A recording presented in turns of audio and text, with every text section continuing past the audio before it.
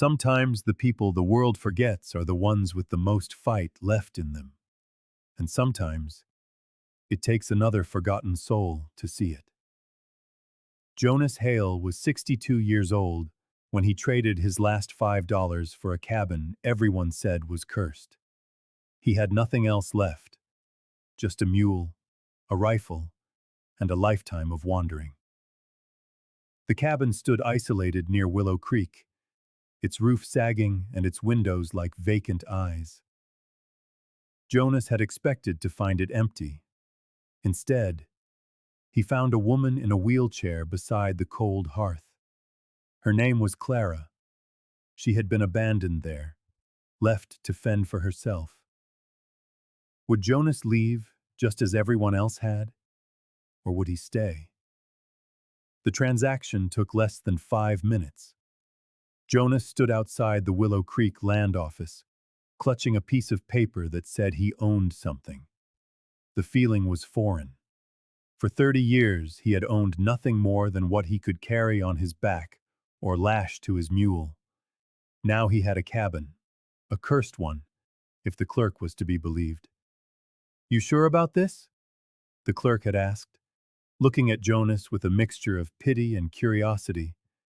"That place has a history. Folks don't last long out there." Jonas had simply nodded, pushing the $5 bill across the counter. It was all he had left after selling his saddle in the last town. He'd kept his father's rifle and the mule, a stubborn old mare named Sadie who'd been with him for 12 years. Everything else had been sold, lost, or left behind. On trails that, after a while, all started to look the same. The mountains around Willow Creek rose like ancient guardians, their peaks still capped with snow despite the late spring. Pine trees cloaked the slopes in waves of dark green, and the air smelled so clean it made Jonas's chest ache. He'd grown up in mountains like these back in Colorado, back when he'd had a wife and a daughter, and a life that made sense. That was before the fever came, before he buried them both in the same week and walked away from everything he had ever built. That had been in 1843.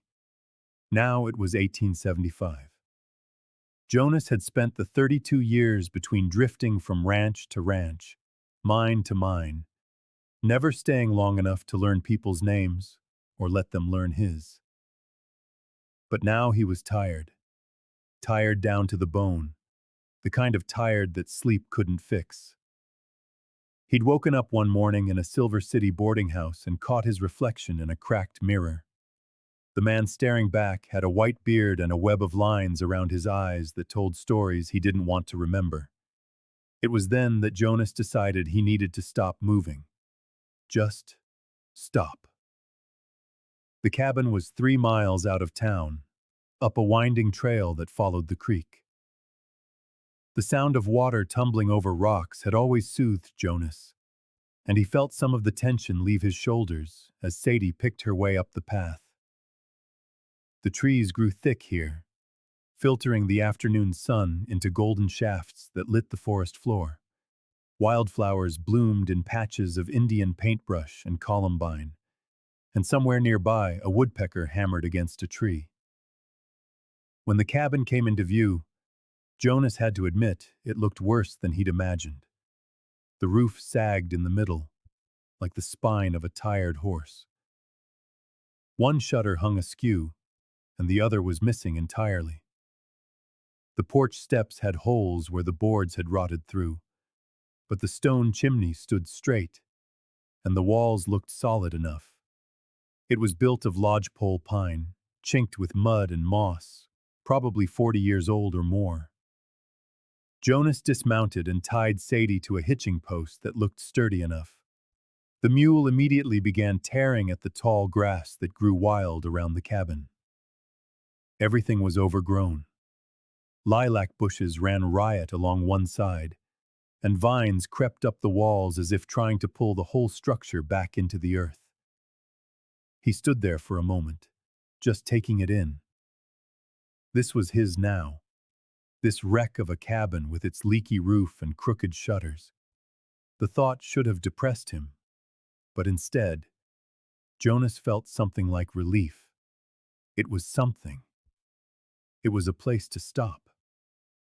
The sun was sinking toward the western peaks, casting long shadows across the clearing. Jonas pulled his bedroll and rifle from Sadie's back and turned toward the cabin door. That's when he heard it. A sound so faint, he almost convinced himself he'd imagined it. A creak. A shift of weight on old wood. Jonas froze, his hand moving instinctively to his rifle.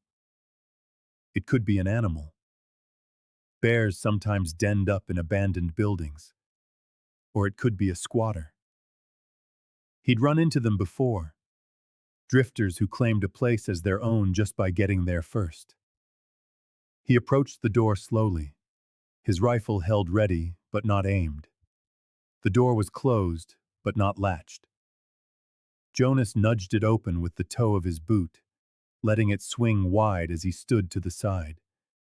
The interior was dim, lit only by the daylight spilling through the open door and the single, shutterless window. As his eyes adjusted, he made out the shapes inside. A dark, cold fireplace, a rough but solid-looking table and 2 chairs, a narrow cot against one wall. And there, in the corner by the hearth, was something that made Jonas hold his breath. A woman sat in a wheelchair, one fashioned from what looked like old barrel staves and wagon wheels. She was thin, terribly thin, with dark hair pulled back from a face that might have been beautiful if it weren't so etched with fear and something harder. Her hands gripped the arms of the chair, her knuckles white. She didn't move, didn't speak, just watched him with eyes that were sharp, frightened, and defiant all at once. Jonas stood frozen in the doorway, the rifle still in his hand, trying to make sense of what he was seeing. A woman, alone in a wheelchair, in the cabin he had just bought. "I don't want any trouble," she said finally, her voice steady despite the fear in her eyes. "But I'm not going to make it easy for you, either." Jonas slowly lowered the rifle, though he didn't set it down. "Ma'am," he said carefully, "I think there's been some kind of mistake. I just bought this place from the land office. They said it was empty." "They lied," she said simply. "Or they didn't care enough to mention me. Most folks just pretend I'm not here." There was a bitterness in her words, but also a kind of acceptance that made something tighten in Jonas's chest. He'd heard that tone before, in his own voice when he spoke of the things he'd lost. "What's your name?"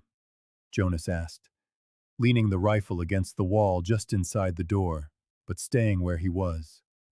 The woman watched him for a long moment, as if deciding whether he deserved the truth.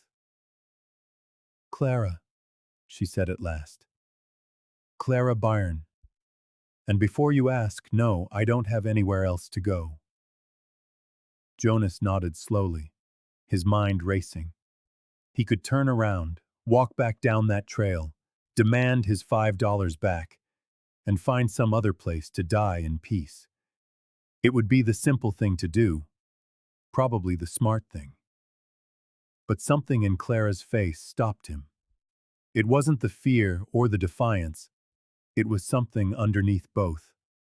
A kind of strength Jonas recognized because he'd seen it in a mirror, a long time ago, back when he'd decided to keep on living, even when he didn't particularly want to.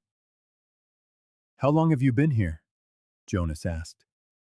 5 years, Clara said. "Since the fire." She waited but offered no more. The silence stretched between them, filled by the sound of the wind in the pines outside and the distant call of a crow. "I'll make us some coffee," Jonas said finally, moving toward the hearth with a practiced efficiency. "Then we can decide what to do next." Jonas watched as she maneuvered the chair, a clever, homemade thing, and began to build a fire in the hearth from a stack of kindling within her reach. Her movements were deliberate and sure. This was someone who had learned to survive on her own terms. He picked up his rifle and bedroll and stepped inside, closing the door behind him. Outside, Sadie nickered softly, and somewhere in the woods, the night birds began their evening calls. Jonas Hale had come to this mountain to find a place to die in peace. Instead, he found Clara Byrne, and though he didn't know it yet, that $5 cabin was about to teach him that sometimes the best things in life grow from the rockiest ground, and it's never too late to find a reason to fight. The coffee was bitter and strong, made from grounds that had clearly seen the pot more than once. Clara poured it into 2 tin cups with steady hands, passing one to Jonas across the rough-hewn table. He sat on one of the chairs, testing it first to make sure it would hold his weight, while Clara positioned her wheelchair opposite him. For a long moment, neither of them spoke. Jonas sipped the coffee and looked around the cabin with new eyes. Now that he was inside and his heart had stopped pounding, he could see the details. The place was clean, surprisingly so. The floor was swept, the corners free of cobwebs. Shelves lined one wall, holding jars of preserved vegetables and fruit, sacks of dried beans, and what looked like smoked meat wrapped in cloth. A butter churn stood in one corner, and bundles of dried herbs hung from the rafters. This wasn't the home of someone who was barely getting by. This was the home of someone who had figured out how to live. "You've been alone all this time?" Jonas finally asked. Clara took a sip of her own coffee before answering. "Mostly. There's a boy in town, Timothy. He brings me supplies sometimes. Flour, salt, things I can't make or grow myself. I pay him what I can with preserves or by mending his clothes." "And your family?" Clara's face hardened slightly. "They went west. Oregon, I think. Maybe California. Left 5 years ago, right after the fire." "They left you behind?" It wasn't a question, but Clara answered it anyway. "I wasn't useful to them anymore. The wagon didn't have room for a wheelchair, and I couldn't walk. Said I'd slow them down, that we'd all die on the trail. They left me here with 6 months of provisions and a promise to send for me once they got settled." She gave a small, humorless smile. "I'm still waiting on that letter." Jonas felt an anger rising in his chest, a hot, righteous anger he hadn't felt in years. What kind of people left their own kin behind, like a piece of unwanted furniture? "The fire," he said. "That's what happened to your legs." Clara's hands tightened around her cup. "It came in the night. Our old cabin. It stood about 100 yards from here. Went up fast. Pine burns hot. My mother, she didn't make it out. My father and brothers pulled me clear, but a beam fell. Crushed my legs." She said it matter-of-factly, as if describing the weather. "The town doctor did what he could, but the damage was too much. Said I'd never walk again." "I'm sorry," Jonas said, and he meant it. Clara shrugged. "It was a long time ago." He could tell it wasn't, not really.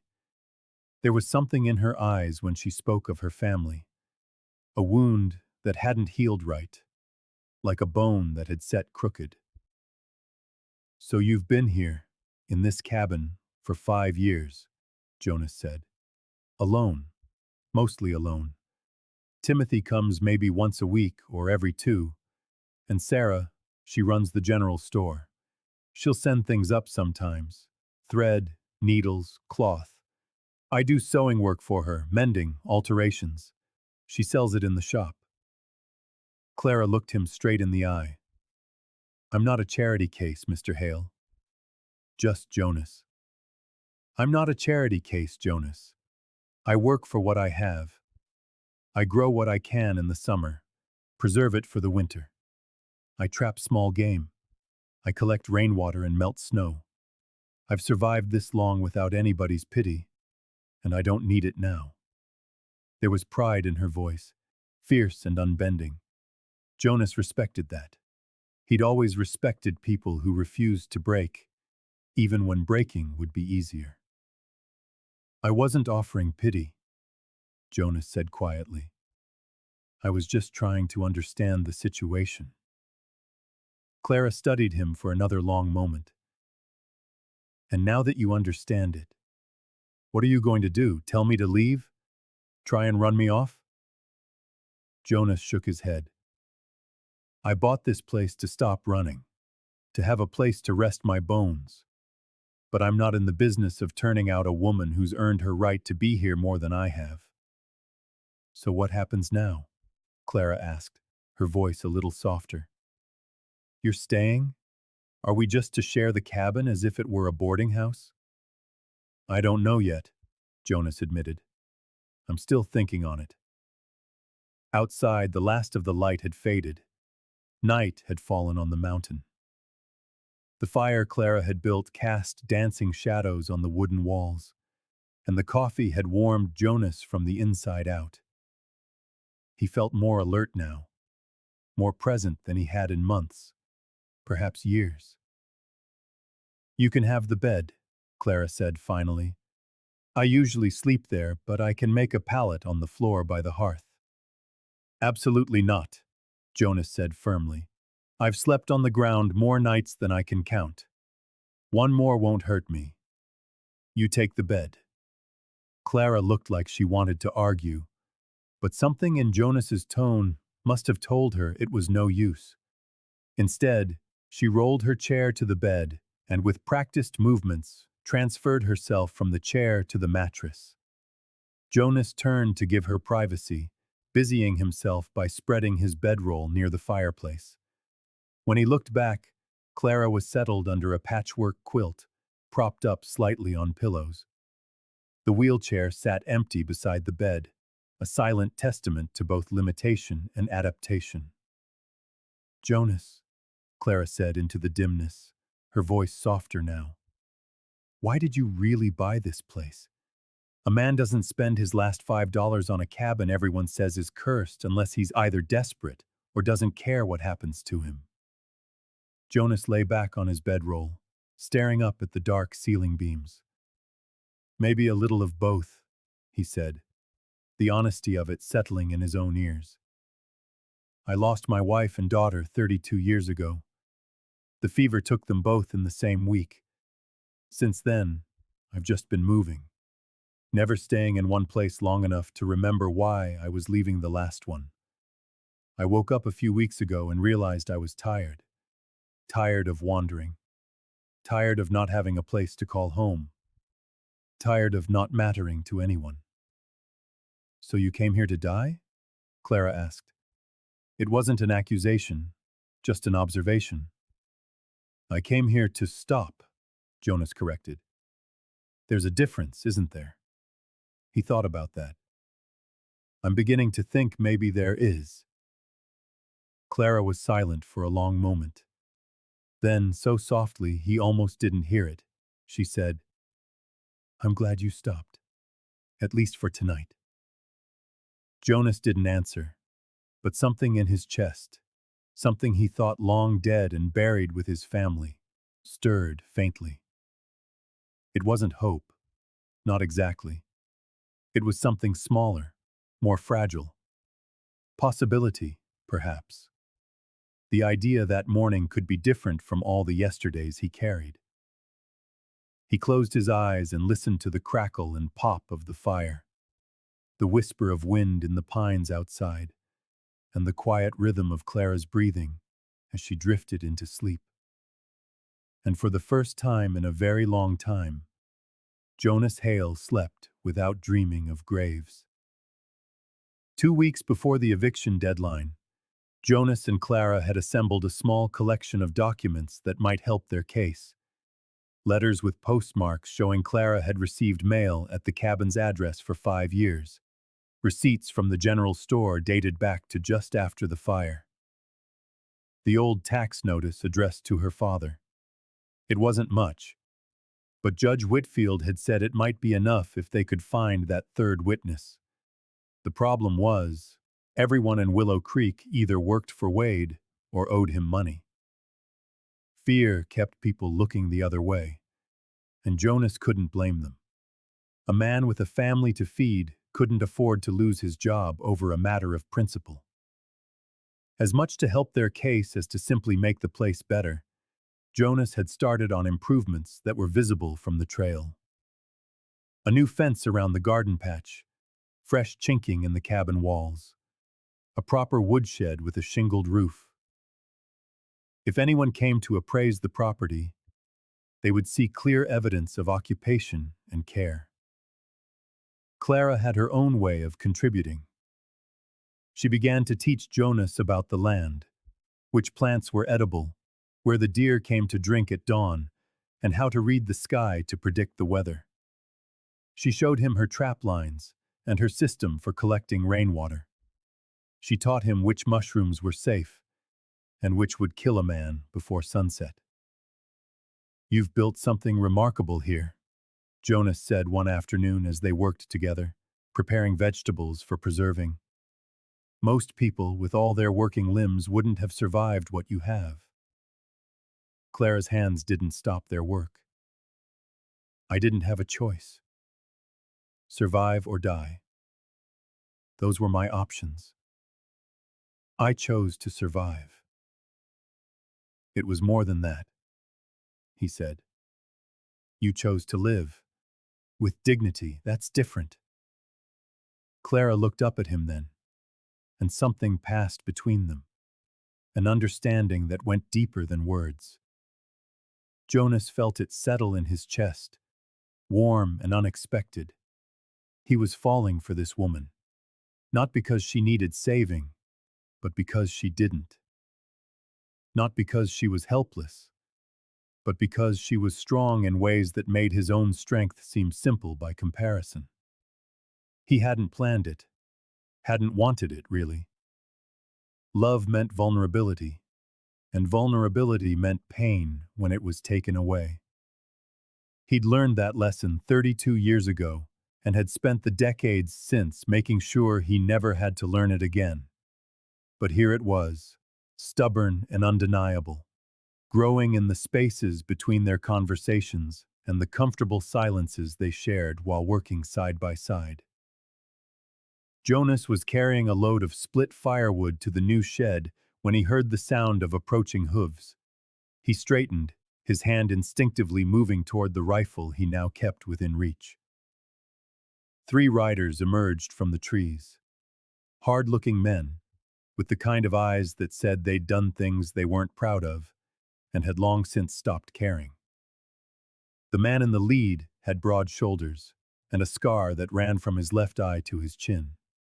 He sat his horse like a man who knew how to use violence and wasn't afraid of it. "You must be Hale," the man said, his voice like gravel in a bucket. "Depends who's asking." "Name's Dutch Keller. I'm Mr. Wade's foreman." Dutch spat a stream of tobacco juice onto the ground. "Mr. Wade sent me to deliver a message. I already got his lawyer's message. The eviction notice. That was the polite message. This is the other kind." Dutch leaned forward in his saddle.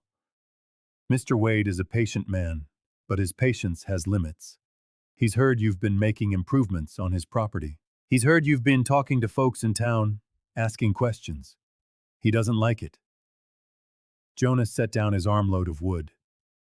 "The legal status of this property is in question. Until a judge rules otherwise, I'll do what's needed." Dutch smiled, but there was no humor in it. "See, that's where you're wrong. There's no question about the legal status. Mr. Wade owns this land. He's got the deed, signed and recorded. What you're doing is called trespassing. What you're doing to his property is called vandalism. Mr. Wade could have the sheriff arrest you right now if he wanted. Then why doesn't he? Because he's giving you a chance to be smart. You take the woman and you clear out. Mr. Wade will even give you $100 for your trouble, double what he offered before. That's generous, considering you don't have a legal leg to stand on. And if we don't take his generous offer? Dutch's smile vanished. Then accidents start to happen. Fires can be tricky in these mountains. So can falling trees. A man working alone in the woods? Anything could happen to him. And a woman in a wheelchair all alone? Well, that's just plain dangerous, isn't it? Jonas felt the anger rise in his chest, hot and familiar. He had felt it before, years ago, when powerful men threatened people who couldn't fight back. He had walked away from those fights, telling himself it wasn't his business. He would not walk away from this one. "Are you threatening us?" Jonas asked, his voice quiet. "I'm explaining reality," Dutch said. "Mr. Wade gets what he wants. Always has, always will. You're just a stubborn old rock in the road. You can get out of the way, or you can get run over. Your choice." Jonas took a step toward Dutch's horse.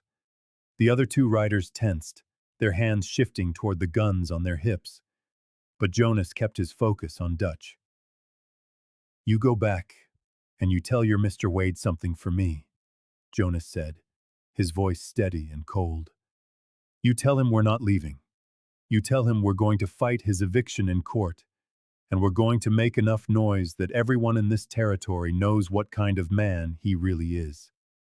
You tell him that if anyone gets hurt, if this cabin burns, or if Clara is so much as threatened, I will make it my life's mission to see that he pays for it.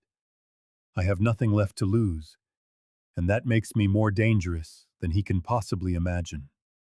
Dutch studied Jonas for a long moment. Then he laughed, a harsh, grating sound. "You've got guts, I'll give you that. But guts don't stop bullets, old man. You remember that when things get rough." He wheeled his horse around, and the three men rode back down the trail, disappearing into the trees. Jonas stood there for a moment, his heart pounding, his hands clenched into fists. He had made an enemy today, a powerful and dangerous one. The cabin door opened behind him, and Clara rolled her wheelchair onto the porch. "I heard," she said. "Jonas, maybe they're right. Maybe we should just—" "No!" Jonas said, the words sharp. He turned to face her. "I will not let them bully us off this land. That's what Wade is counting on, that people will be too scared to stand up to him. Well, I'm not scared. Not of Dutch Keller, and not of Garrett Wade." "You should be," Clara said softly. "Those men don't make idle threats. If they say accidents will happen, then we'll be careful, we'll be watchful, but we will not run." Jonas walked up the porch steps and knelt in front of her chair, taking her hands in his. "Clara, I've spent 30 years running from everything that mattered. I'm not running anymore. Not from this. Not from you." Clara's eyes searched his face. "From me." Jonas realized what he'd said, and he didn't take it back. These past few weeks, working together, talking together, I've felt more alive than I have since my wife died. You've reminded me that life can be more than just getting through the day. I don't know what's going to happen when this is all over, but I know I want to see it through with you. And that means fighting for this place because this place is yours." Clara's eyes filled with tears. She squeezed his hands. "I've felt it too," she whispered. "I told myself I was being foolish, that you were just a good man doing a kind thing, and I shouldn't read more into it. But Jonas, She stopped, swallowing hard. "It's been a long time since I let myself hope for things like this. Then hope, Jonas said. Hope that we'll win this fight. Hope that we'll build something worth keeping. Hope that maybe two people who've been alone for too long found each other when they needed to. He leaned forward and kissed her, gently, hesitantly, giving her time to pull away if she wanted. But Clara didn't pull away. She kissed him back, her hands coming up to cup his face, and for a moment, the threat of eviction and violence faded into the background. When they finally broke apart, Clara was crying and smiling at the same time. "You're a strange man, Jonas Hale," she said, "wandering into my life like this, making me believe things might actually turn out right." "Maybe they will," Jonas said, "and if they don't, at least we'll have tried. Together." That night, as they sat by the fire after dinner, Clara asked Jonas to fetch something for her from a small, fire-scarred but intact wooden chest. He brought it to her. She opened it carefully and took out a music box of brass and wood, dented and blackened in places, but still whole. "This was my mother's," Clara said. She wound the key, and a melody filled the cabin. It was haunting and beautiful, a little off-key from the damage, but still recognizable. "It's the only thing I managed to save from the fire. Everything else burned." Jonas listened to the tune, watching Clara's fingers trace the scorched edges of the box. "My father gave it to her on their wedding day," Clara continued. "She played it every night before she went to sleep. After the fire, I kept it. It reminded me that beautiful things can survive even when everything around them burns." "You survived," Jonas said gently. "Yes," Clara looked at him. "But sometimes I wonder if I was truly living, or just existing. Until you came along. Until someone finally saw me as more than just the crippled woman in the forgotten cabin." Jonas sat beside her and took her hand. "You are so much more than that. You're the strongest person I've ever known." They sat together as the music box played its tune, the melody slowly winding down until it faded into silence. Outside, night fell over the mountains, bringing with it the cold, the darkness, and the distant howl of a coyote. But inside the cabin, there was warmth and hope, and the beginning of something neither of them had ever thought they would find again. The next morning, news arrived that changed everything. Timothy arrived early, breathless from running up the trail. "Mr. Hale, Miss Clara," he shouted before he even reached the porch. "Something's happened in town. Something big." Jonas came out of the shed where he'd been sharpening tools. "Easy, son. What is it?" Timothy bent over, hands on his knees, gasping for breath. "There was a cave-in at the Colleen mine last night. Part of the main shaft collapsed. 3 men are trapped, my father included," he said, his words ragged.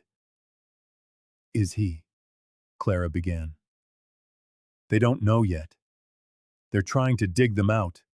But Mr. Wade—" Timothy's face twisted with anger. "Mr. Wade won't ask the other mines for help. Says it'll cost too much. Says it'll stop production for too long. He's only got 6 men digging when he ought to have 20. Jonas felt that anger rise in him again. Only this time it was colder, more focused. "Where's the mine?" "North Ridge. About 5 miles up the canyon road." Jonas was already moving, grabbing his rifle and a coil of rope from the shed. "I'm going to help." "Jonas, wait!" Clara called out. "If Wade's men are there—" "I don't care who's there. There are men trapped underground. That's all that matters." He turned to Timothy. "You stay here with Clara. Keep watch. If anyone comes, anyone at all, you fire this pistol 3 times." He handed the boy an old revolver he kept in his pack. Can you do that? Timothy nodded, his face pale but determined. Jonas saddled Sadie and rode hard toward the mine, following Timothy's directions across the increasingly rugged terrain. He could hear the mine before he saw it. The sound of men shouting, of pickaxes striking rock, of timber groaning under strain. The entrance to the Colleen mine was a black maw in the mountainside, braced by beams that looked older than they should.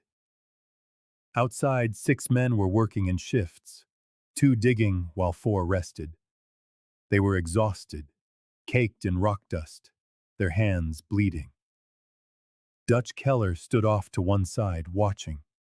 When he saw Jonas, his face darkened. "What are you doing here?" "I'm here to help," Jonas said simply, dismounting and walking toward the mine entrance.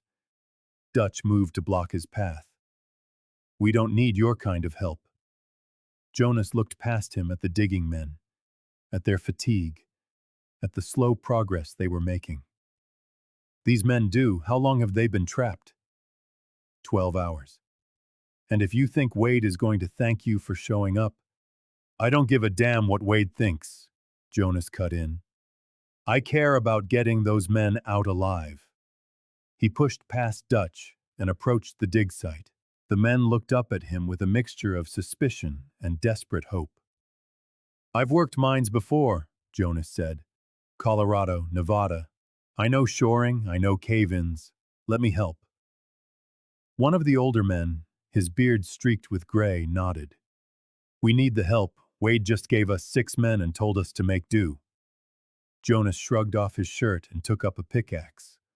The work was brutal, swinging the heavy tool until his shoulders screamed, hauling rock and timber, all while knowing the unstable shaft could collapse further at any moment. But Jonas worked alongside them without complaint, and slowly the miners began to accept him. Dutch watched from a distance, his expression unreadable. Jonas knew he was likely sending word to Wade, but he didn't care. All that mattered was the rhythm of pickaxes against rock, and the hope that they would reach the trapped men before it was too late. As the sun neared its zenith, they broke through. A cheer went up as fresh air rushed into the collapsed section. All 3 men were alive, injured, but alive. Timothy's father was among them, his leg broken, but his spirit intact. As they brought the men out into the daylight, Jonas spotted a new arrival. A well-dressed man on a fine horse, watching the proceedings with calculating eyes. This had to be Garrett Wade himself. Wade was younger than Jonas expected, perhaps 50, with gray at his temples and the kind of easy confidence that comes from never being told no. He surveyed the scene with the cool appraisal of a man valuing property, not people. His eyes landed on Jonas, and a flicker of recognition crossed his face. Then he smiled, a smile as cold and sharp as a razor's edge. The battle lines had been drawn, and Garrett Wade had just laid eyes on the one man who refused to back down. 3 days before the scheduled eviction hearing, Jonas was repairing a weak board on the porch when he heard a sound that didn't belong, a sharp crack, followed by the groan of wood under strain. He looked up just as the plank he was standing on gave way, sending him crashing to the ground beneath the porch. An explosive pain shot through his left ankle.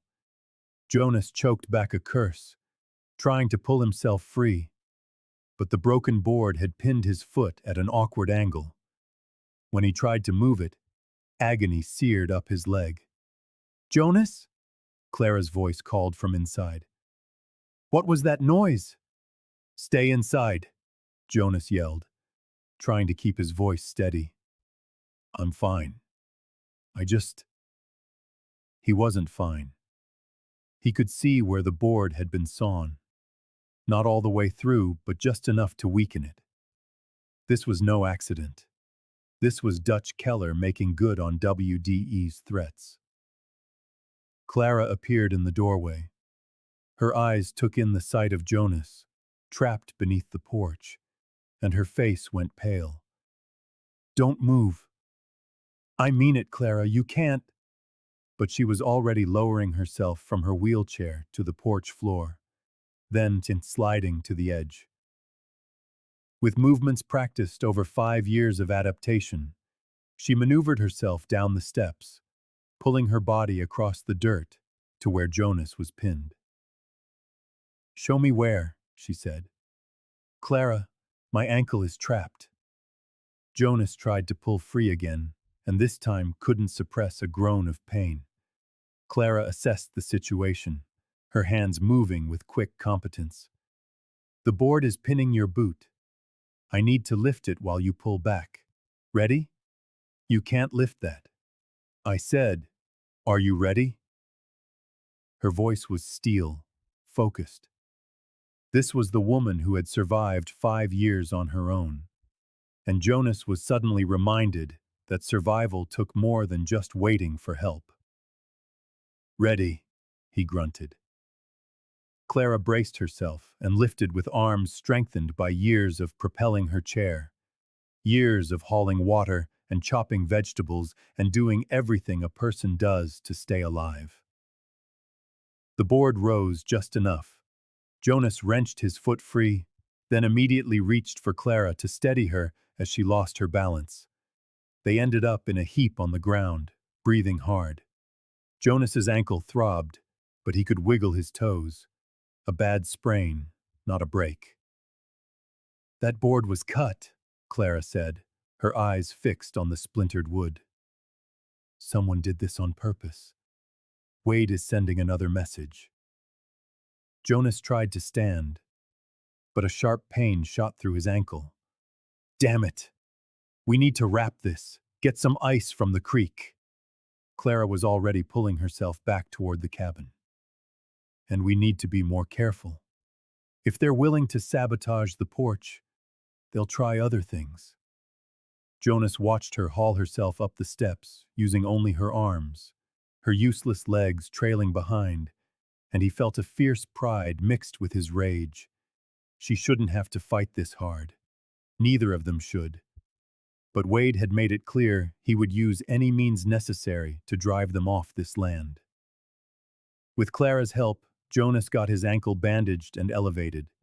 The swelling was severe. He knew his mobility would be limited for at least a few days.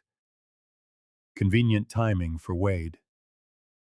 That night, as Jonas lay in his bedroll, his throbbing ankle propped up, he couldn't sleep.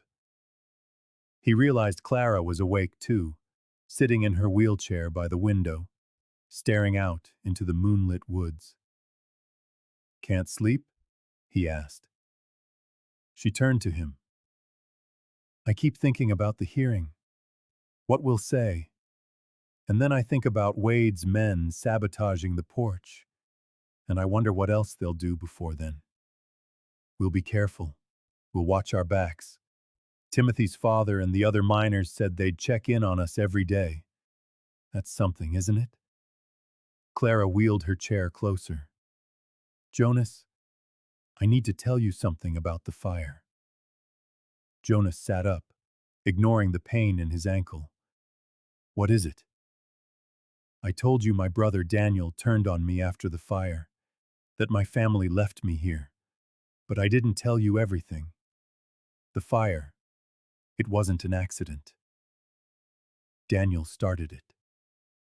Jonas felt the blood run cold in his veins. "What?" "He was drunk. He and Mother had argued earlier that night about money, about his gambling debts. He stormed out. He came back hours later, even more drunk. I saw him from my window. I saw him throw something against the cabin wall. I didn't understand what it was at first. Then I smelled the kerosene." Her voice was barely a whisper. "By the time I realized what was happening, the wall was already burning. I tried to wake everyone, but the fire moved so fast. My mother ran back inside to get something. I never knew what. Her voice broke. Then Daniel pulled me out. He was crying, saying he was sorry, saying he didn't mean for anyone to get hurt. But my mother was dead. My legs were crushed, and our whole life was gone. Did your father know? He suspected. We never spoke of it. But I think that's why he couldn't look at me. Because I knew. Because every time he saw me, he saw what Daniel had done and he couldn't face it. So when Wade offered them a way out, a chance to start fresh somewhere new, away from the memory of that night, they took it. All of them. Even Daniel. Jonas sat beside her, wincing as his ankle protested. Why didn't you ever tell anyone? Daniel should have faced justice for what he did. Because he was my brother. Because in spite of everything, I just couldn't. Her voice hardened. No, that's a lie. I could have told. I should have. I didn't tell because I was afraid. I thought if I told, my father would hate me even more, that everyone would blame me for shattering what was left of our family. She looked at Jonas, her eyes full of old pain and new resolve. But I'm tired of being afraid. I'm tired of protecting people who hurt me. Tomorrow, I'm going to Judge Whitfield, and I'm telling him everything. About the fire, about Daniel, about how Wade paid my family to abandon me here. Because if we're going to fight this, we're going to fight it with the whole truth. Jonas took her hand. That's going to be hard. Admitting all that in public. I know. But you were right before. The hardest battles are against the voices in our own heads. For 5 years, I've let shame and fear control me. It's time for that to stop. The next morning, despite his injured ankle, Jonas saddled Sadie and helped Clara onto the mule behind him. They rode to town together, slow and careful, and went straight to Judge Whitfield's small cabin. The old judge listened to Clara's entire story without interruption. When she finished, he leaned back in his chair, his expression thoughtful. This changes things, he said finally. If we can prove your family abandoned you as part of a deal with Wade, and if we can show you've maintained continuous residence while Wade knowingly ignored the property, we have a much stronger case than I thought. But we still need to prove Wade knew you were here, that he deliberately left you to die, or at the very least, to suffer. Judge Whitfield pulled a document from a stack on his desk. I did some digging. Wade bought this property and 5 others at the same auction. The other 5 he took possession of immediately, hired men to clear them, posted notices. But on this property, he did nothing. For 5 years, nothing. It suggests he knew someone was living here, Jonas said. Why would he wait so long to evict you? Because he didn't need the land yet, the judge explained. His plans for the railroad are recent, within the last 6 months. Before that, this was just another parcel in his collection. But now that the railroad is coming through, every piece of his route is vital. He can't have a squatter, especially not one with a potential lawsuit, blocking his path. The judge looked at Clara. If you are willing to testify to all of this, the fire, your family's deal with Wade, your 5 years of survival, we can make this very unpleasant for him. We can force him to admit he knowingly abandoned you on property he owned, that he profited from your family's cruelty. It won't be easy, and it will be painful, but it may be enough to win. Clara lifted her chin. I'll do it, whatever it takes. As they left the judge's cabin, Jonas noticed someone watching them from across the street. Dutch Keller was leaning against a post, his gaze cold and calculating. He had seen them arrive. He knew they had met with the judge. By sunset, Wade would know everything.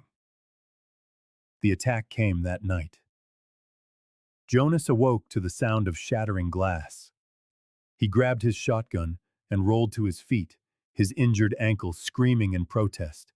Flames were already licking at the outer wall where someone had thrown a torch through the window. "Clara!" Jonas yelled, turning toward her bed. She was already awake, hauling herself into her wheelchair with frantic speed. "The door!" she gasped. "We have to get out."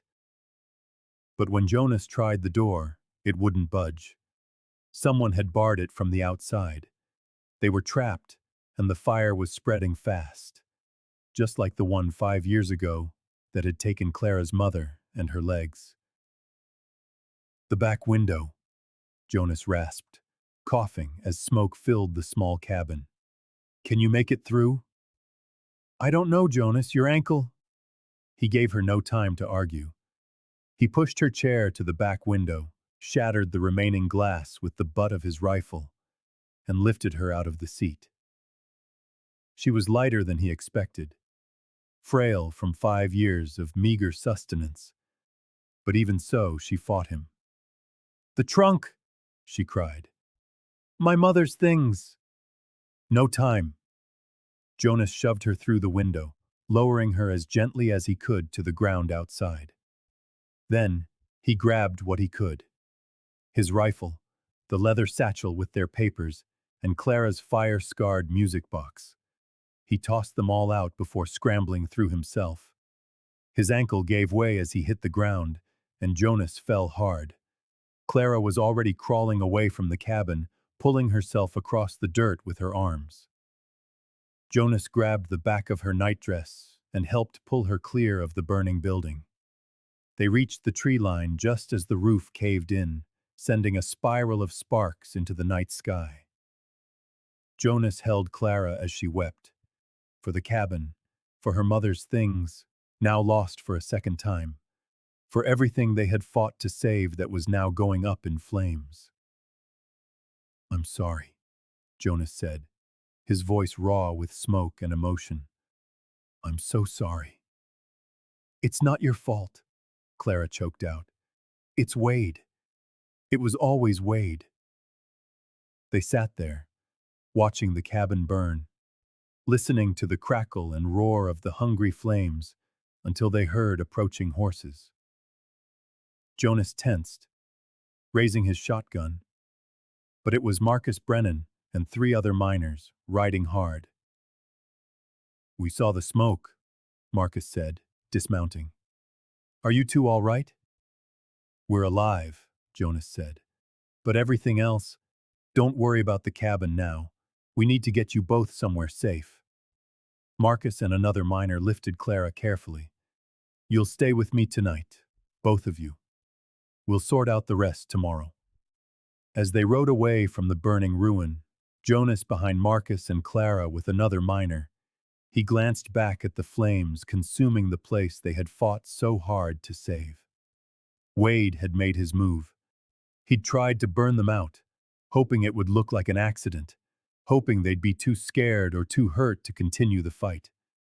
But when Jonas felt Clara's hand find his in the darkness, when he saw the determination still burning in her eyes through the tears on her face, he knew Wade had miscalculated.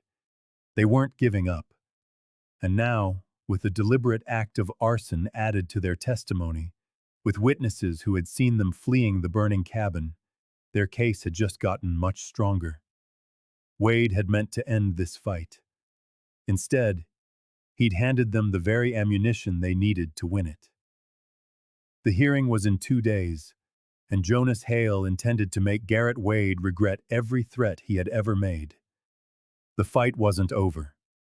It was just beginning. The church hall was packed when they arrived. Word of the hearing had spread through Willow Creek, and it seemed half the town had come to watch. Jonas helped Clara from the wagon into her wheelchair, a loner, since her own handcrafted one had burned with the cabin.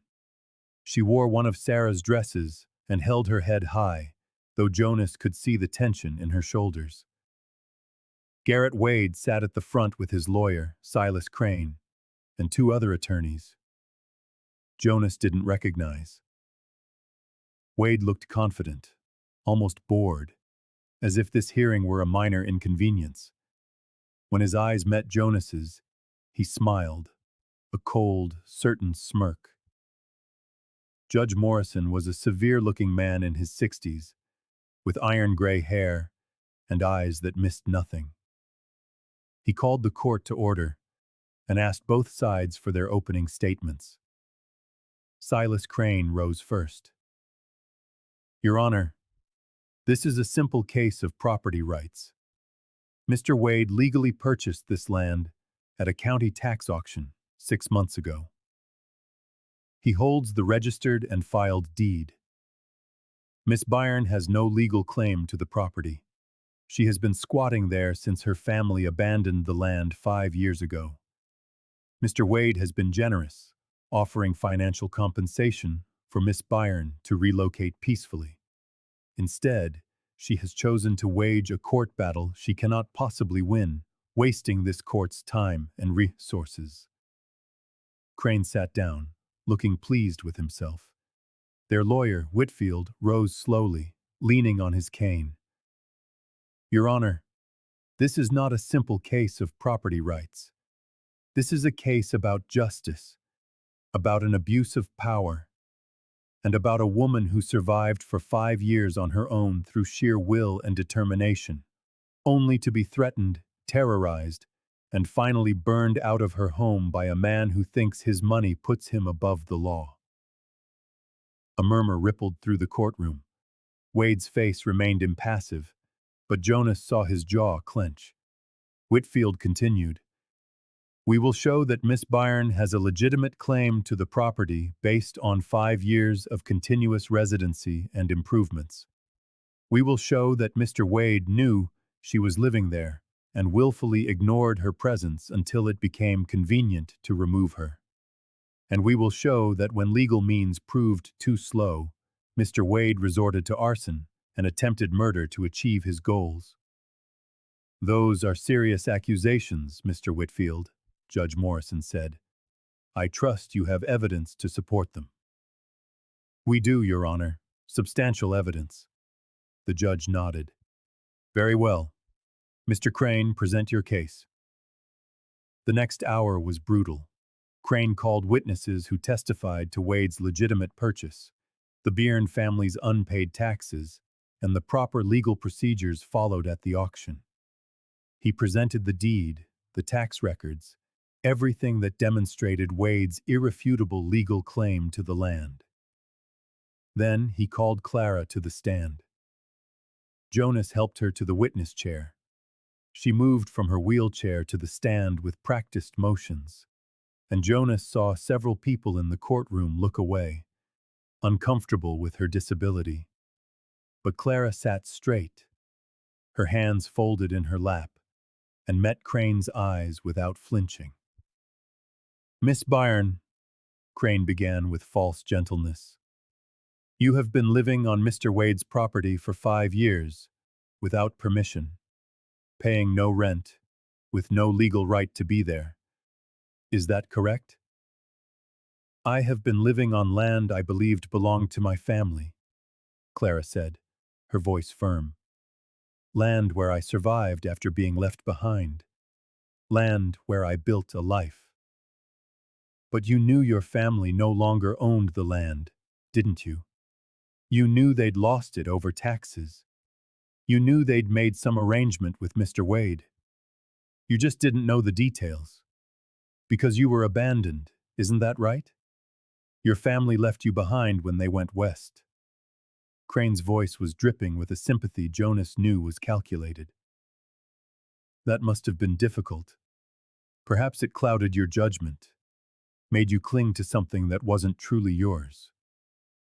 Objection, Whitfield called out. Counsel is making assumptions about my client's state of mind. Sustained, Judge Morrison said. Mr. Crane, stick to the facts. Crane smiled. Of course. Miss Byron, Is it not true that you are unable to work in any meaningful capacity due to your condition? That you have relied on the charity of the townspeople to survive? Clara's face flushed. I work. I sow. I put up preserves. I trade my skills for supplies. I am not a charity case. But you cannot maintain the property, can you? You cannot make repairs, clear land, improve the structures. Under homestead law, a claimant must demonstrate they can actively maintain and improve the land. How can you do that? From a wheelchair. Jonas felt anger building in his chest. Crane was attacking Clara's disability, making it seem as if her limitations invalidated her claim to the life she had built. But Clara didn't waver. I have maintained that property for 5 years. I have survived blizzards and droughts. I have kept myself alive when everyone, including my own family, expected me to die. If that is not an improvement, if that is not proof of my ability to hold the land, then I don't know what is. Clara's voice rose, strong and clear. You want to know about improvements? I'll tell you about improvements. I learned to identify every edible plant within a mile of that cabin. I set snares that kept me fed through winters that would have killed a weaker person. I preserved food. I hauled water. I mended clothes. And I did everything a person must do to survive. All of it without legs. All of it without help for years. Then Jonas came, and together we fixed the roof. We shored up the porch. We built a woodshed. We made that place better than it had been in a decade. So don't you dare tell me I cannot maintain a property. The courtroom was silent. Even Crane seemed momentarily taken aback. He recovered quickly. Very inspiring. But the fact remains, you have no legal right to the property. Mr. Wade does. Now about this fire 2 nights ago. The one your client ordered, Clara cut in, to burn us out, to kill us if we didn't escape in time. That is a serious accusation. Do you have any proof? Yes, Whitfield said, rising. We do. The defense calls Dutch Keller to the stand. The courtroom erupted in whispers as Dutch was led in. Wade's face went pale, then red with fury. He leaned over to hiss urgently at Crane, but the lawyer waved him off, watching Dutch with calculating eyes. Dutch took the witness stand and was sworn in. He looked at Wade once, then looked away. Mr. Keller, Whitfield began, you work for Garrett Wade. Is that correct? I did, Dutch said. Not anymore. And what was your role? Foreman. I handled situations that required, Dutch paused, physical persuasion. Meaning you threatened people, intimidated them. Yes, sir. When Mr. Wade wanted someone off a piece of land he'd bought, or to pay up on debts, or to stop asking inconvenient questions. I made it happen. And did Mr. Wade give you instructions regarding Miss Byrne and Mr. Hale? Dutch nodded. He told me to scare them, cut the fences, poison the well, make them think twice about staying. Then, when that didn't work, he told me to burn the cabin down, make it look like an accident. Did he say anything about ensuring Miss Byrne and Mr. Hale's safety during this arson? Dutch's face was grim. He said if they didn't make it out, that would solve the problem for good. The courtroom exploded. Judge Morrison banged his gavel for order. Wade shot to his feet, his face purple with rage. That's a lie, Your Honor. This man was fired for theft. He's clearly trying to get revenge by making false accusations. Sit down, Mr. Wade, Judge Morrison said coldly. You will have your chance to respond. Continue, Mr. Whitfield. Whitfield approached Dutch. How long have you worked for Mr. Wade? 15 years. And in that time, how many other properties has he acquired through similar methods? Objection! Crane shouted. Mr. Wade is not on trial here, Your Honor. This speaks to a pattern of behavior, Whitfield said calmly. If Mr. Wade has used illegal means to acquire property before, it is relevant to whether he did so in this case. Judge Morrison considered. I'll allow it. Answer the question, Mr. Keller. Dutch took a deep breath.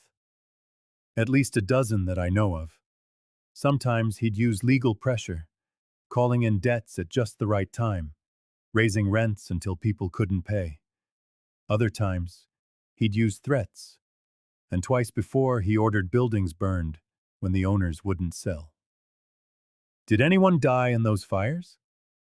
No, sir, but that was more luck than planning. Whitfield nodded. Thank you. I have no further questions. Crane rose for his cross-examination, but there was little he could do to shake Dutch's testimony. The man had nothing left to lose. He had already severed his relationship with Wade, and now he clearly sought absolution for his deeds. As Dutch stepped down from the stand, Judge Whitfield called Timothy to testify. The young man recounted how he had brought supplies to Clara for 3 years, knowing she was alone and trying to help in his own small way. Next, Sarah's sister, the schoolteacher, testified that she had seen Timothy making regular trips up the mountain and knew his destination. Marcus Brennan spoke of the mine collapse, of Jonas helping to save 3 men when Wade failed to send adequate resources. The miners then took their turns, each one testifying to Wade's cruelty, his disregard for safety, and his habit of crushing anyone who dared to oppose him. Then, Jonas took the witness stand. Crane approached him with barely concealed hostility. Mr. Hale, you're a drifter, are you not? No permanent home, no family, no ties to any community. I was a drifter, Jonas corrected him, until I came to Willow Creek. And you just happened to purchase this property, a property you claim you didn't know Mr. Wade had already acquired for $5. That is correct. How very convenient. Some might say that you and Mrs. Byrne concocted this scheme together to defraud Mr. Wade. Some might say a great many foolish things, Jonas replied, his voice even. That doesn't make them true. Crane's face flushed with anger. You expect this court to believe you spent your last $5 on a piece of property without thoroughly investigating the title. I expect this court to believe that a man tired of running found a place to stop. He found a woman worth standing beside and decided to fight when powerful men tried to bully them out of it. That is what happened. Nothing more, nothing less. How touching. Tell me, Mr. Hale, what do you stand to gain from this? If Miss Byrne wins the property dispute, it will be in her name, not yours. You will have nothing. Jonas looked over at Clara, who sat in her wheelchair beside the defense table, and a small smile touched his lips. I'll have everything that matters. The testimony concluded near sunset. Judge Morrison called for closing arguments. Crane went first, arguing that emotion and sympathy had no place in the courtroom, that the law was clear, that Wade's ownership was legitimate, regardless of the methods he may or may not have used to secure his property. Judge Whitfield's closing statement was simple and powerful. Your Honor, this case is about whether the law exists to protect the powerful or to serve justice. Mr. Wade may hold a deed to the land surrounding Miss Byrne's cabin, but he has no right to the 5-acre parcel where her cabin stood. A parcel that, according to the 1867 survey, was never properly transferred. Miss Byrne has occupied that parcel for 5 consecutive years. She has improved it, maintained it, and survived on it. Under territorial homestead law, she has a legitimate claim. And if Mr. Wade used arson and attempted murder to drive her out, as the evidence clearly shows, then he has forfeited any moral or legal right to that property. The law is meant to protect people, not property, and Miss Byrne is a person who deserves protection. Judge Morrison looked out at the packed courtroom. This case requires careful consideration. I will issue my ruling tomorrow morning at 9 o'clock. Court is adjourned. As they filed out of the church hall, Jonas felt Clara's hand find his. They had done all they could.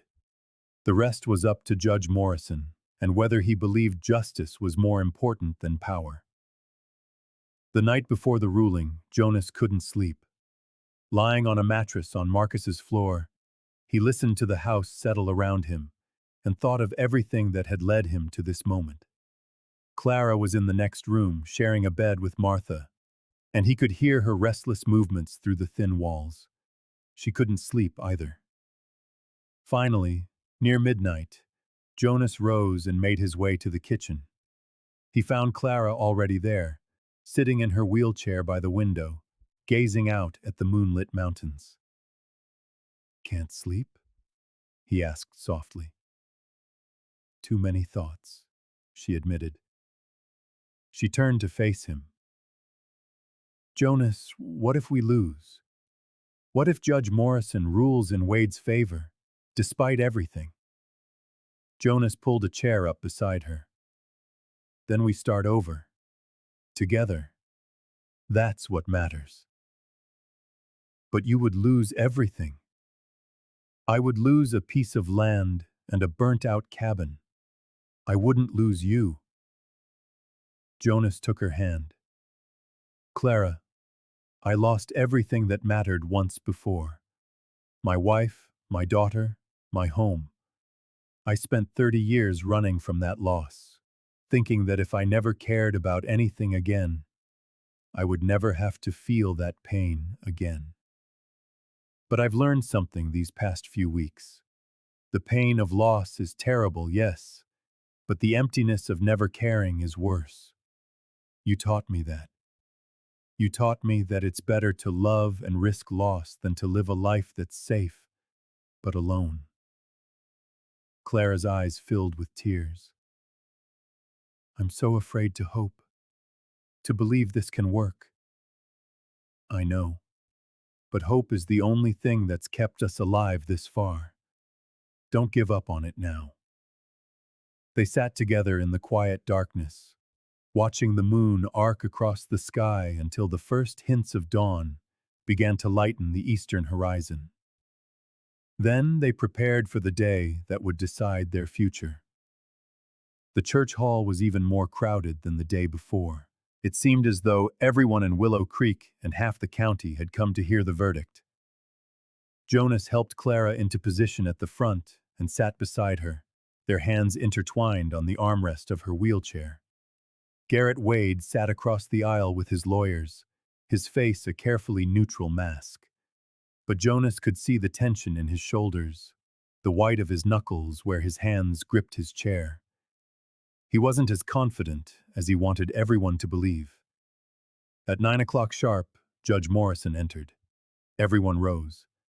Even Clara pushed herself up, using the arms of her chair for support, refusing to be the only one sitting as the judge entered. "Please be seated," Judge Morrison said. He arranged his papers meticulously before looking out at the expectant crowd. "This has been one of the most complex and emotionally charged cases I have presided over in 30 years on the bench. The law is seldom simple, but it must always serve justice. With that principle in mind, I am prepared to issue my ruling." The room was so silent Jonas could hear his own heart beating. "First, regarding the property. Mr. Wade's attorneys have presented a legitimate deed for a tract of land purchased at a tax auction. However, the defense has convincingly shown a discrepancy between the boundaries described in Mr. Wade's deed and the boundaries indicated on the original 1867 survey. The 5-acre parcel where Miss Byrne's cabin stood appears to be a surveying error. A piece of land that was never properly transferred to anyone, and therefore remained unclaimed territorial land. Jonas felt Clara's hand tighten on his. Under territorial homestead law, Judge Morrison continued, any person who occupies and improves an unclaimed tract of land for 5 consecutive years may file a claim on that land. Miss Byrne has provided ample evidence of her continuous residence on that property. She has survived, maintained, and improved that land to the best of her ability. The testimony of multiple witnesses confirms this. Therefore, I am ruling that Miss Byrne has a valid homestead claim on the 5-acre parcel in question. A murmur of approval rippled through the crowd. Wade shot to his feet. Your Honor, this is an outrage. That woman is a squatter and this court is— Sit down, Mr. Wade, Judge Morrison said, his voice like steel. I am not finished. Wade sat, his face blotchy with rage. Now, regarding the allegations of arson, the testimony of Mr. Dutch Keller was compelling and corroborated by the testimony of the miners who saw Miss Byrne and Mr. Hale fleeing the burning cabin. Based on this evidence, I am referring this matter to the territorial prosecutor for criminal investigation. If the evidence supports charges of arson and attempted murder, Mr. Wade will stand trial. The courtroom erupted. Judge Morrison banged his gavel repeatedly. Order! I will clear this courtroom if I have to. When silence was restored, the judge went on. There is one final matter. Mr. Wade, you have built an empire in Willow Creek through a combination of legitimate business and, according to the testimony we have heard, intimidation and violence. You have operated under the assumption that your wealth and influence put you above the law. This court is here to tell you that this assumption is incorrect. Wade's face went pale. I am ordering a full audit of all property acquisitions you have made in the last 10 years. Any properties found to have been acquired through fraudulent means, intimidation, or violence will be subject to seizure and returned to their rightful owners. You will also pay Miss Byrne damages in the amount of $5,000 for the destruction of her cabin and possessions, to be used for rebuilding. And, Judge Morrison's lips twitched slightly, you will pay Mr. Hale $5. A ripple of laughter went through the courtroom. Wade looked as though he might explode. Finally, Judge Morrison said, I am issuing a restraining order.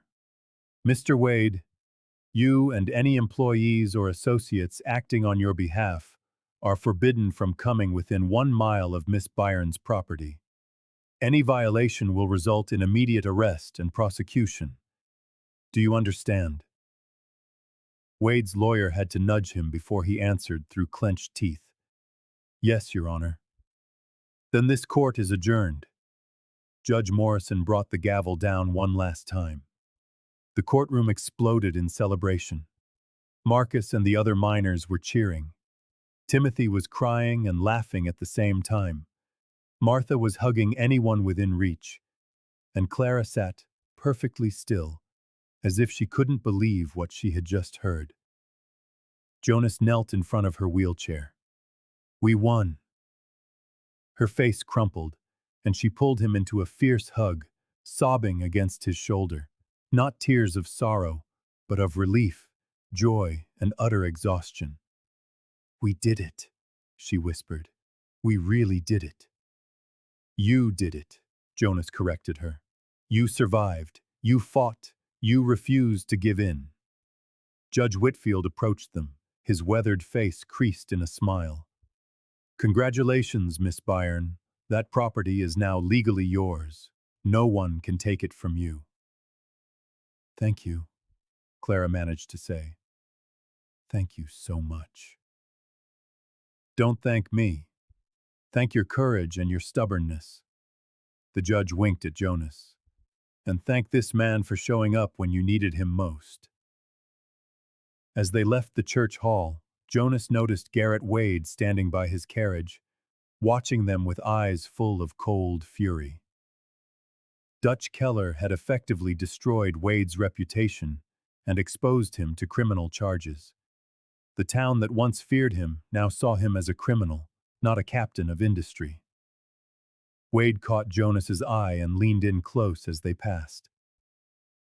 "This isn't over," he said quietly. "I have lawyers, influence, money. You may have won today, but I'll find a way to—" Clara's voice cut through his threats. "You tried to burn us. You tried to kill us. You tried to make me disappear because I was an inconvenience. But I'm still here. And I'll still be here long after you're forgotten. This is what survival looks like. Remember it." She turned away, leaving Wade staring after her, for once speechless. Outside, in the late afternoon sun, the celebration was in full swing. Someone had produced a bottle of whiskey, and the miners were passing it around. Sarah had closed her store and come over to congratulate Clara. Even the sheriff, who had been conspicuously absent during the hearing, appeared to shake Jonas's hand and mutter something about justice being served. Timothy pulled Jonas aside. "Mr. Hale, my father wanted me to tell you something. He's offering you a job at the mine, a foreman's position. He says we need men who care more about safety than about profit." Jonas looked over at Clara, who was surrounded by well-wishers, her face radiant with happiness and relief. "Tell your father I appreciate the offer, but I have a cabin to rebuild." "Well now," Timothy grinned. "Figured you might say that. I've already volunteered to help with the rebuilding, and so have several of the other miners."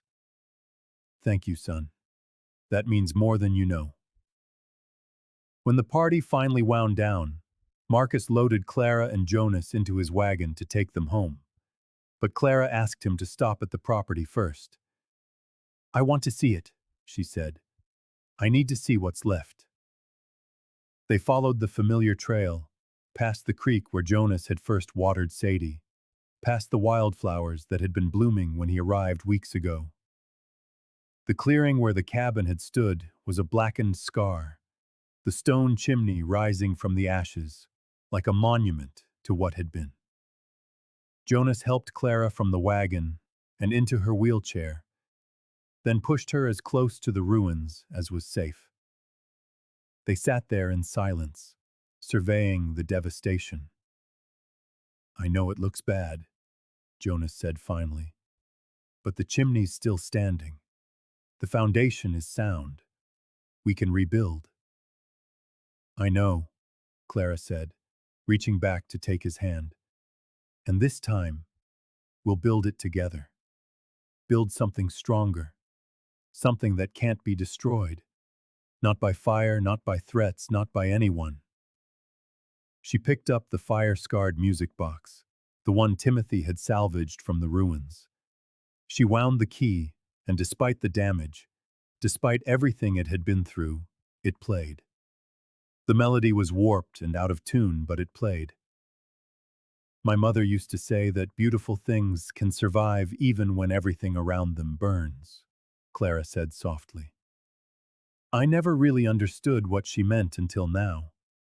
She wasn't just talking about things. She was talking about people, about love, about hope. Jonas knelt beside her wheelchair, meeting her gaze. "Clara, I came to this mountain with nothing but $5 and a plan to disappear. Instead, I found you, and you saved me. Not from anything dramatic, but from the slow death of not caring whether I lived or died. You taught me how to care again, how to fight, how to hope." He reached into his pocket and pulled out something small, a ring he'd fashioned from a bent piece of wire and a polished bit of riverstone. "It's not much, but it's everything I have. I know it isn't fancy. I know we're starting from scratch, living in Marcus's spare room while we rebuild our lives. But I also know that I want to spend the rest of my life with you. So I'm asking, will you marry me?" Clara looked from the simple ring to Jonas's face, and her own face broke into a joyful smile. Yes, yes, of course, yes. Jonas slipped the ring onto her finger, and they kissed right there, in the ashes of the old cabin, making promises for the future they would build together. As the sun set behind the mountains, painting the sky in hues of gold and violet, Jonas thought about how strange life could be. He had come here to die, and instead, he had found a reason to live. He had lost a $5 cabin, and in its place he had gained everything that mattered. The fight was over, the victory won, and now the real work began. The work of building a life, a home, a future with the woman he loved. It wouldn't be easy.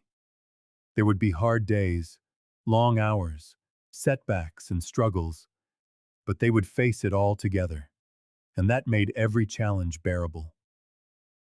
Jonas Hale had finally stopped running, and in standing still, he had found everything he'd ever been searching for: a place to belong, a person to love, and a reason to believe that tomorrow could be better than yesterday.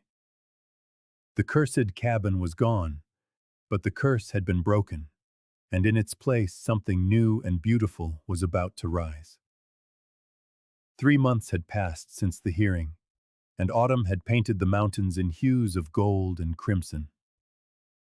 Jonas stood on what would be the new porch, hammer in hand, watching the sun rise over the peaks. The cabin wasn't finished, but it was close. This one was larger than the last, with room for a proper bedroom, a bigger main room, and a workshop where Clara could sew without taking over the living space. The miners had helped frame it, working on weekends and in the evenings. Timothy and his father had laid the stone foundation. Sarah had donated fabric for curtains. Judge Whitfield had contributed a rocking chair that had belonged to his late wife. It felt as if the entire town wanted a hand in rebuilding what Wade had tried to destroy. Jonas heard the sound of wheels on wood, the new ramp he'd built so Clara could move in and out of the house with ease. She appeared in the doorway, a shawl wrapped around her shoulders against the morning chill, carrying 2 mugs of coffee. "You're up early," she said, handing him a mug. "Couldn't sleep. Too excited." Jonas gestured toward the cabin. "Another week, maybe 2, and we can move in."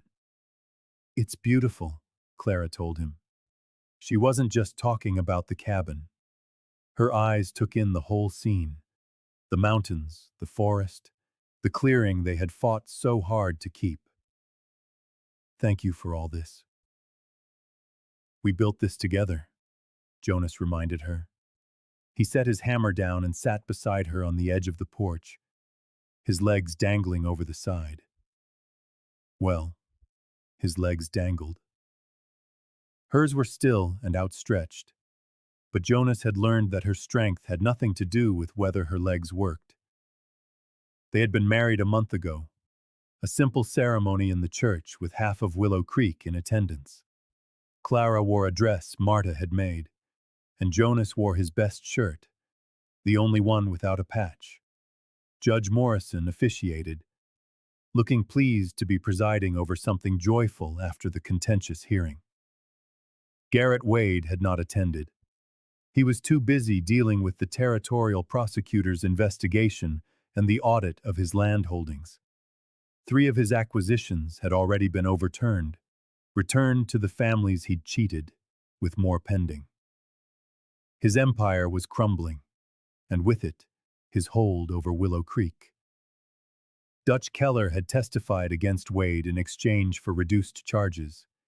He'd served 6 months for his part in the arson, but the judge had been lenient, given that he'd come forward.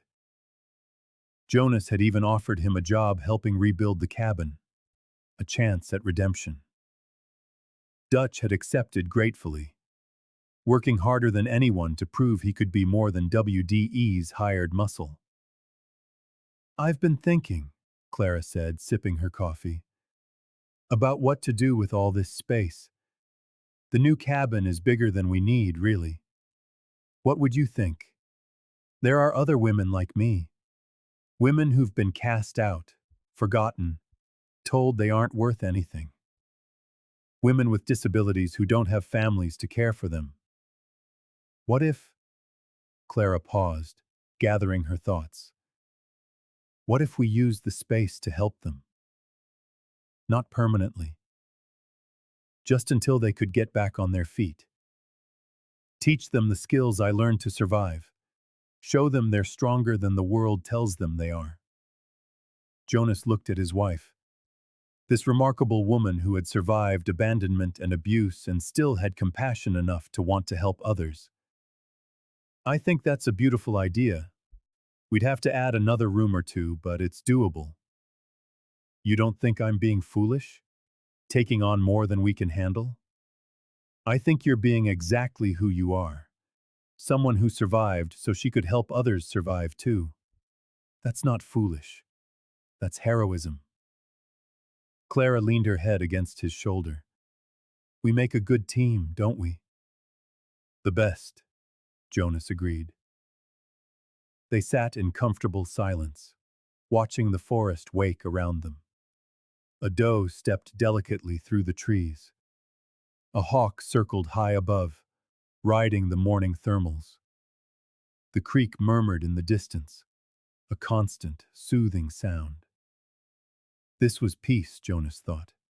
Real peace. Not the absence of a fight, but the presence of purpose.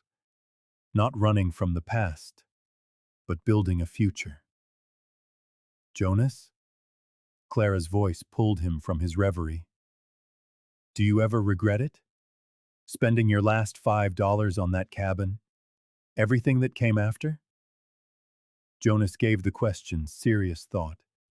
He thought of the threats and the fire, the court battle and the months of uncertainty. He thought of the injured ankle and the back-breaking work of rebuilding. He thought of taking on responsibility after years of living adrift. Not for a second, he said finally. That $5 bought me the best thing I could have ever asked for. A second chance. A chance for my life to matter again. A chance to love and be loved. A chance to build something that lasts. He turned to look at her. What about you? Do you regret that I stayed? That I complicated your life? Clara smiled. That warm, genuine smile that still made his heart beat faster. You didn't complicate my life. You gave me one. There's a difference. A movement on the trail caught their attention. Timothy was riding up on the horse Marcus had given him for his 14th birthday. The boy had shot up over the summer. His voice was deeper, his shoulders broader. He spent more time with his father now, working together in the mines, but he still came up the mountain several times a week to check on them. Morning, Timothy called, dismounting. Brought supplies from Sarah's store and some news. Good news or bad news? Jonas asked. Depends on your perspective. Wade's leaving Willow Creek, selling off what's left of his holdings and heading back east. Some say he's going back to Boston, where his family's from. Others say he's just running before more of his crimes come to light. Clara took this in quietly. I should feel happy about that, but mostly, I just feel sorry for him. All that power and money, and in the end, he has nothing that matters. No one who loves him. No legacy but the harm he caused. That's the difference between you and him, Jonas said. You learned that people matter more than property. He never did. Timothy unloaded the supplies: flour, sugar, salt, and a package from Sarah addressed to Clara. Inside was a bolt of beautiful fabric and a note for the new curtains. Consider it a housewarming gift. With love, Sarah. After Timothy left, Jonas and Clara spent the day working on the cabin.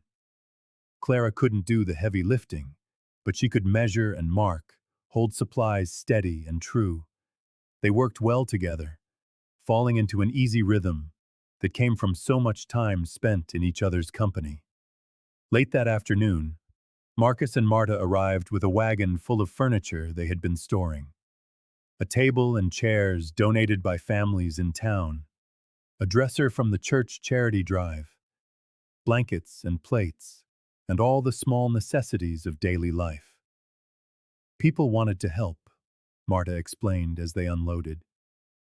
You two have become a kind of symbol for this town, proof that standing up to bullies can work, that the little guy can win sometimes. We didn't do it alone, Clara said. Everyone helped. That's what made the difference. That's what I mean, Marcus said, setting a wooden chest on the floor. You taught this town how to stand together, how to stop being afraid. That's worth more than any cabin. As evening fell and their visitors departed, Jonas built a fire in the new stone hearth, smaller than the old one, but more efficient, designed to heat the entire cabin evenly. Clara settled nearby, working on some embroidery, while Jonas carved a plank of wood he planned to hang above the door. What's it say? Clara asked. Jonas held it up. Haleburn House, established 1875. Haleburn, Clara repeated, testing the combined names. I like it. It sounds strong, like a team. We are a team. The best one I've ever been on. Clara set her sewing aside and moved closer to where Jonas sat. Read to me from your father's journal. Jonas had told her about it before, a small leather-bound book his father had kept, filled with observations about life and ranching and the world. He'd carried it for 30 years, rarely opening it because the memories hurt too much. But lately, he'd started reading it again. The pain was still there, but it was different now, softened by time and a new joy, transformed from a wound into a bittersweet memory. He pulled the journal from his pack and opened it to a page he'd marked. This is from the spring before he died, he said.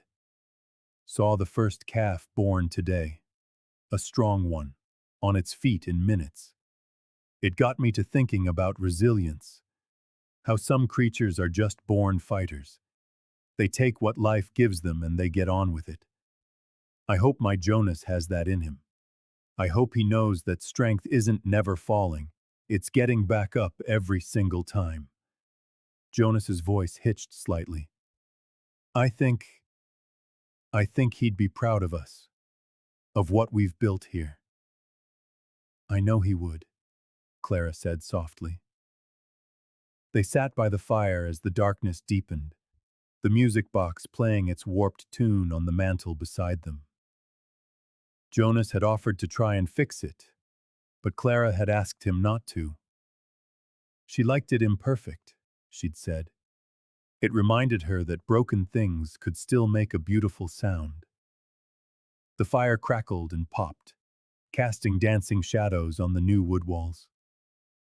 Outside, the mountains settled into the autumn night, crisp but not yet cold, waiting for the snow that would soon arrive. Jonas thought about the journey that had brought him here, the years of drifting, the grief he carried, the slow death of caring about anything. Then that one morning in Willow Creek, standing in the land office with his last $5, buying a cabin everyone said was cursed. It had been cursed. Cursed with loneliness and loss and abandonment. But they had broken that curse together, replacing it with something better. Love, community, purpose. What are you thinking about? Clara asked. How strange life is. How sometimes the worst decisions lead to the best outcomes. How sometimes you find what you need when you stop looking for it. Is that what happened? You stopped looking and found me. I stopped running and found you. There's a difference. Clara wheeled herself to the window, gazing at the mountains silhouetted against the starry sky. "Do you think we'll be happy here, in the long run?" she asked.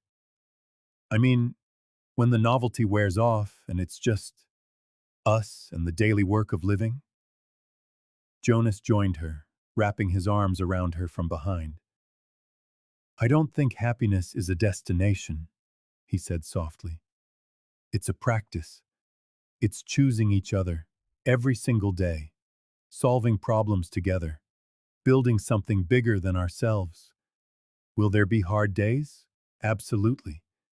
But we'll face them together.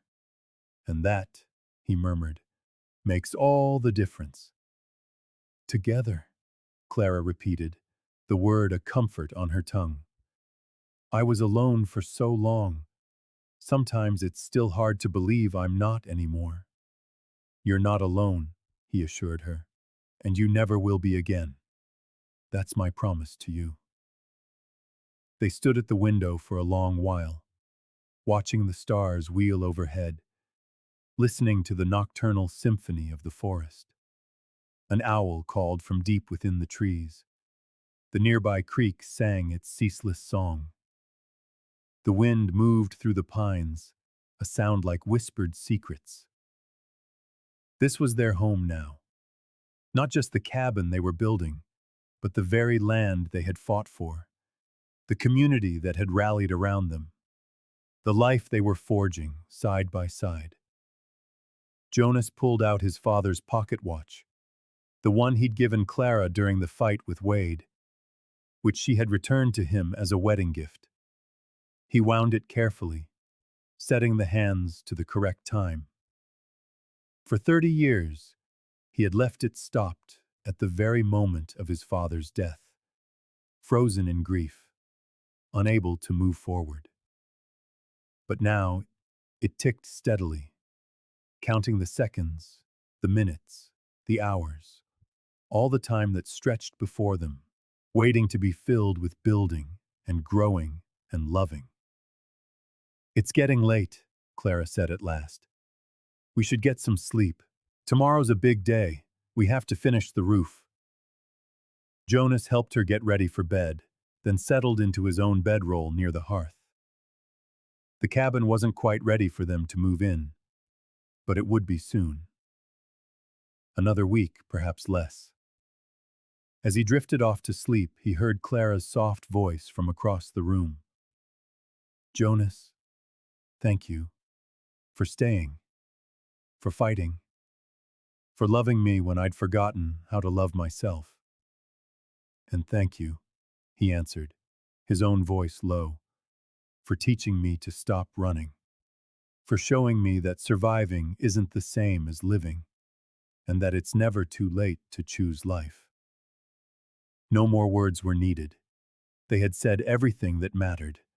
The rest could wait for the morning. Jonas closed his eyes, listening to the crackle of the fire, the steady rhythm of Clara's breath, and the great, silent settling of the mountains around them. He thought of that $5 claim, of Clara left to fend for herself in her wheelchair, and of the choice he'd made to stay.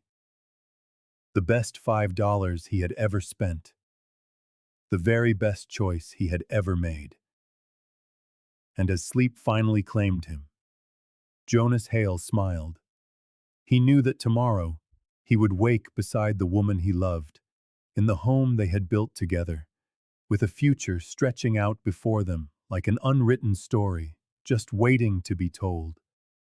The mountain would always be there, strong and eternal, a silent witness to the struggles and triumphs of man. And here, in this small clearing ringed by forest and sky, two people the world had forgotten had found each other and built something that mattered. Not just a cabin, but a life. Not just survival, but hope. Not just love, but the courage to fight for it. It was worth more than all the money Garrett Wade had ever possessed. It was worth everything. The fire burned low, and the stars wheeled across the heavens.